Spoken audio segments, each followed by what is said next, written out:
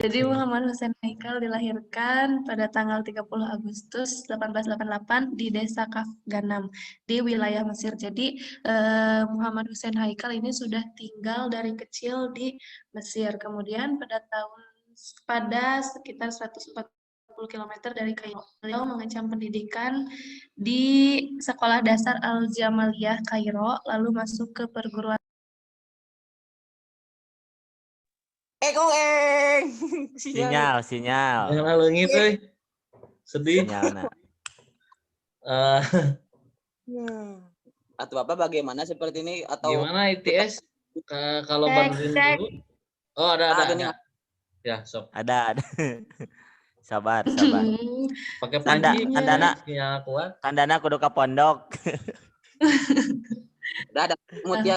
Dan di mute. Oke, jadi Sharing lagi. Nah, setelah itu ke Paris untuk mengambil pascasarjana di Sorbonne pada tahun 1909 dan pada tahun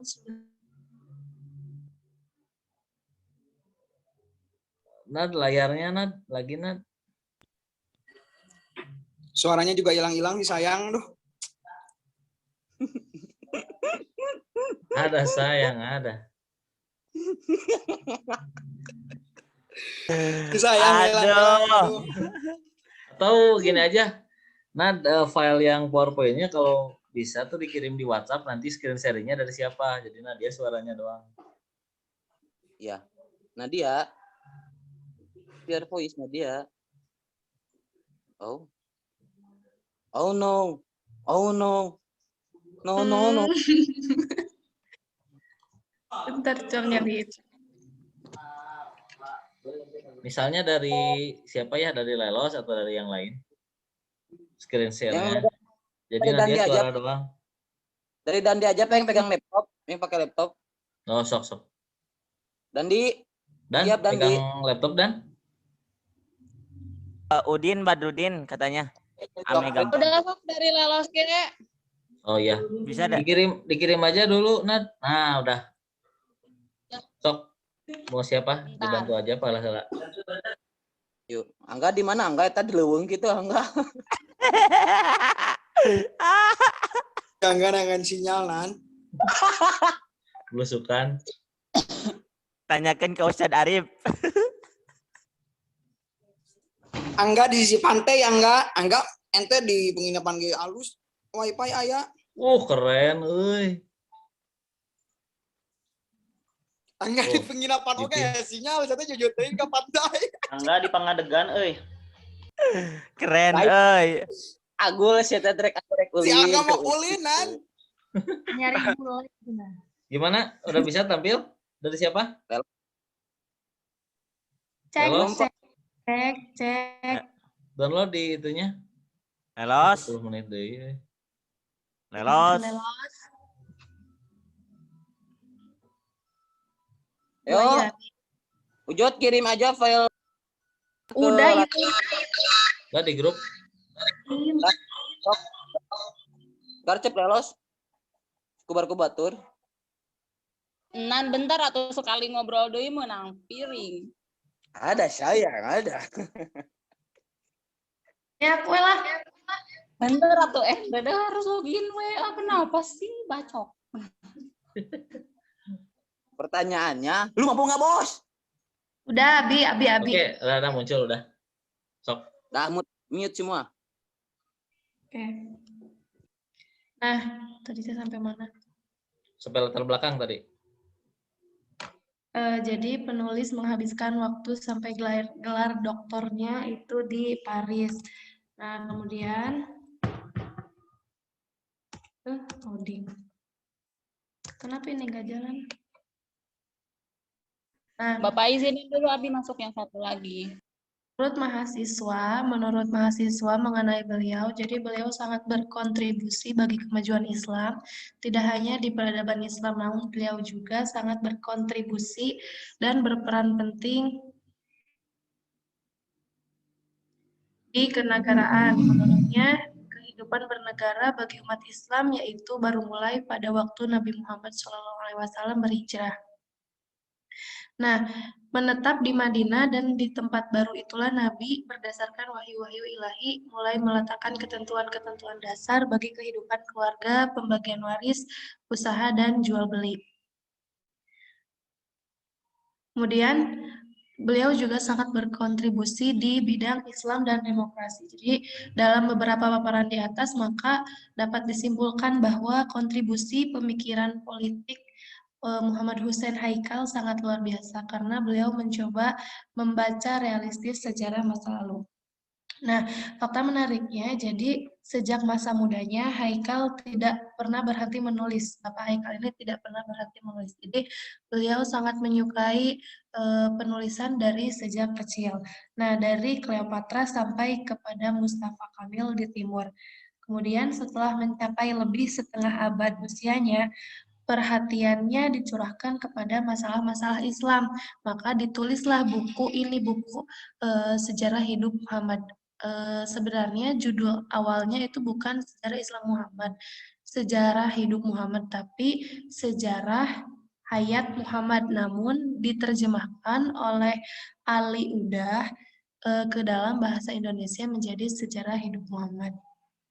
Nah, pada mulanya karya Sejarah Hidup Muhammad ini telah menimbulkan reaksi hebat dan kritik tajam di kalangan bangsa Mesir dan di dunia Islam umumnya. Tapi semua itu dihadapinya dengan tenang, di mana perlu dijawabnya dengan rasa penuh tanggung jawab dan rasional. Kemudian daftar isinya, jadi terdapat 791 halaman. Nah, yang menarik dari daftar isi di sini, kesimpulan dari isi buku tersebut adalah dijelaskan bila diurut, Nabi lahir dari jalur leluhur suci dan tak sekalipun menyembah berhala. Orang tua dan leluhur Nabi adalah orang-orang yang memeluk agama Tauhid yang diajarkan oleh Nabi Ibrahim. Bahkan di antara nenek moyang Nabi ada 2 pemuda yang dikurbankan karena perintah Tuhan. Kedua pemuda ini sangat patuh ketika akan disembelih. Pemuda-pemuda mulia itu yang pertama adalah Nabi Ismail alaihissalam dan yang kedua adalah ayah Nabi sendiri, Abdullah bin Abdul Muthalib. Ini mematahkan opini dari berbagai pihak, utamanya di luar Islam, yang mengatakan bahwa orang tua dan leluhur Nabi adalah penyembah berhala. Allah memindah-pindahkan dari suibi-suibi yang suci ke rahim-rahim yang suci pula. Nah, terus selanjutnya, di bab selanjutnya yaitu waktu sumur Zam-Zam belum ditemukan lagi semenjak terkubur ratusan tahun silam.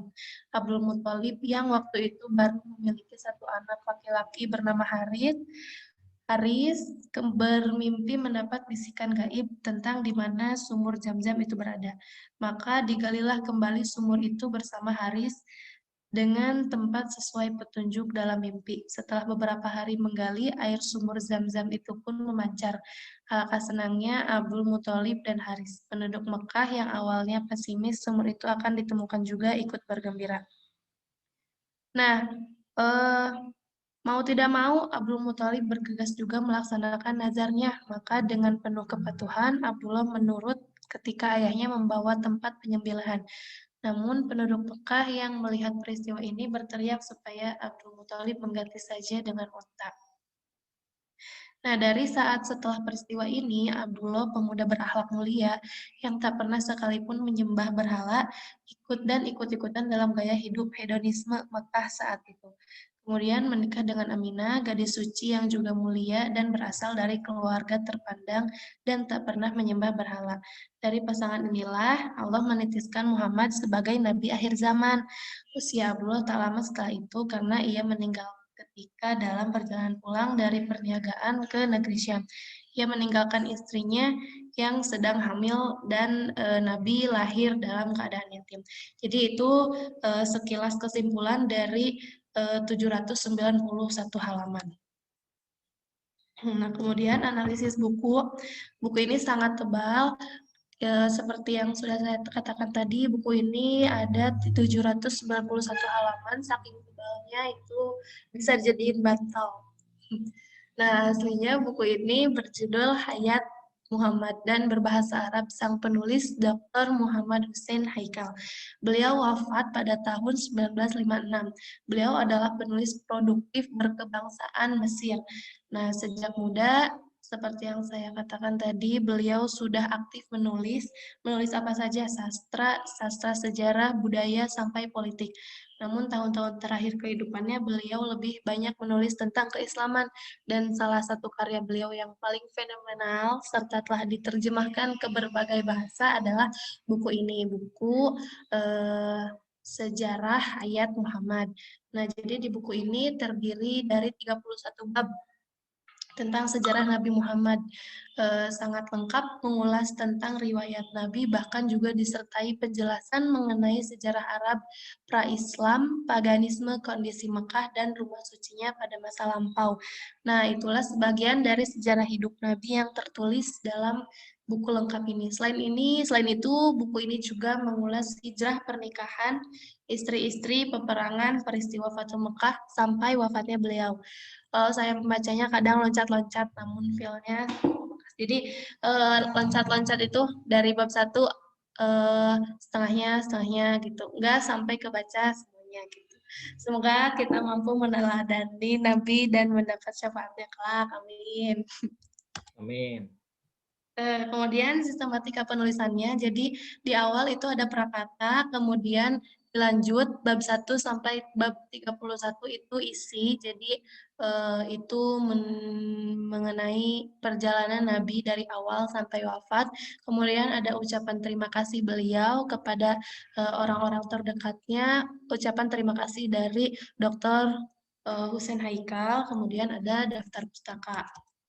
Nah, gaya penulisan yang dipakai beliau yaitu karena kitab ini adalah kitab terbaik dan sangat populer di kalangan ilmuwan, jadi saya berinterpretasi ini adalah pure karya beliau.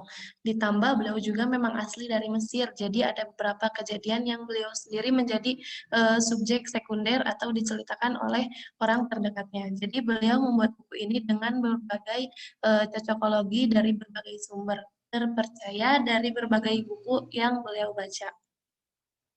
Kemudian ini bukunya, cover bukunya, tapi ini yang sudah direvisi, sudah maju gitu. Nah, ini buku yang awalnya. Nah, ini adalah foto beliau gitu. Nah, terima kasih sudah Pak.